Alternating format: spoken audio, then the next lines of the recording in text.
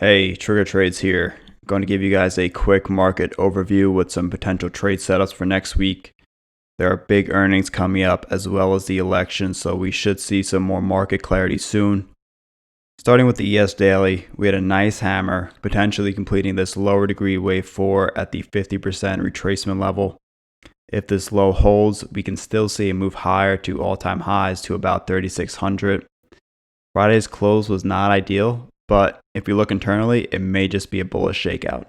So I have the ES 1 hour chart pulled up.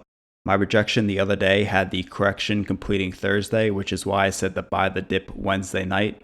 We then saw a clear impulsive move, potentially completing wave 1 and then an ABC down.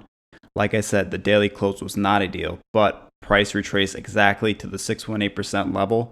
And if we look closely, wave C is exactly the 1618% extension of wave A.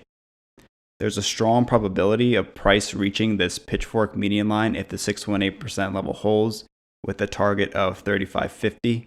We could see a flat correction here or a time lengthy 1-2 in which we could just adjust the pitchfork, which would also give a healthier look. Looking ahead, we need price to move up immediately next week to maintain this bullish projection, even if price is to remain range bound.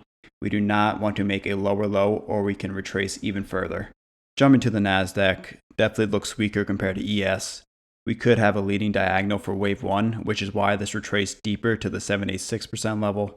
If we hold Friday's low, the Nasdaq has upside targets of 12,250 and 12,500. However, it does look more corrective than impulsive, so since I outlined the bull case for ES, now I will go over the short-term bear case using NQ. Zooming out, NQ might have formed a leading diagonal here for wave 1 with an extended fifth, implying a correction to at least 11,500. Like I said, big earnings week and the election is coming up, so due to the uncertainty, this has a decent probability of playing out before a move higher.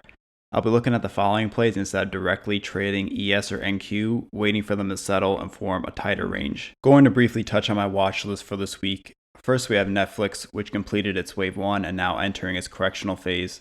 Earnings are on the 20th, and I do not trade earnings, so I will be looking to buy after they are done, hopefully at the 500 level, which is where we have the channel median line and the 618% retracement. These are two areas of confluence which would provide an excellent risk-reward spot to enter, so definitely add this to your watch list.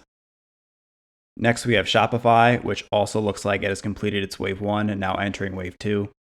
If we see a pullback to 950, I will be looking to enter with a price target of 1420. If this is still in wave 1 and this is actually wave 3, I will wait for the final fifth wave to complete, then look to buy at 980 before wave 3 of 5.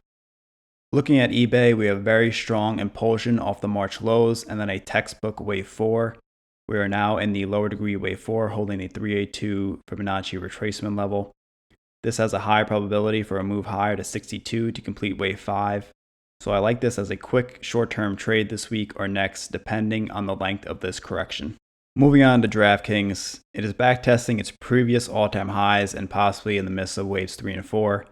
I would look to buy commons with this as opposed to options at this spot, as I don't like bottom fishing, because after a wave 1, the time decay in a wave 2 can crush your premium. If you want to trade options, I would suggest taking some off at 51 and then re-entering at the end of wave 2. This is more for shorter term calls, but may end up applying for both short and midterm.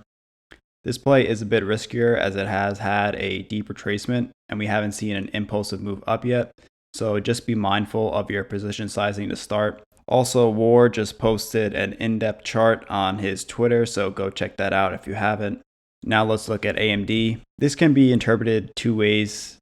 One as an impulsive move up, the other an ABC, both of which have a price target of 92. I'm only interested if 83 holds and starts to move up immediately early next week. Midterm, this can play out as a flat correction similar to what Netflix has formed. Nvidia looks tired as well, so I'm personally only looking to take this trade in the short term. Last but not least, Regeneron has completed its wave 4 and looking to move up for a wave 5 at the price target of 800. The price action to start is choppy, so if there is no breakout the next couple days, I would cut it and wait. The options also are not as liquid as others, so I would recommend getting longer term calls so you could sell on a breakout when there's plenty of volume. Final thoughts. If we lose 34.31, this specific bull count will most likely be invalidated and follow the NDX alternate short-term bearish count I went over earlier. But this bull count here is what I have ranked as the highest probability with short-term price targets of 35.50 and 3600. So trade smart and good luck this week.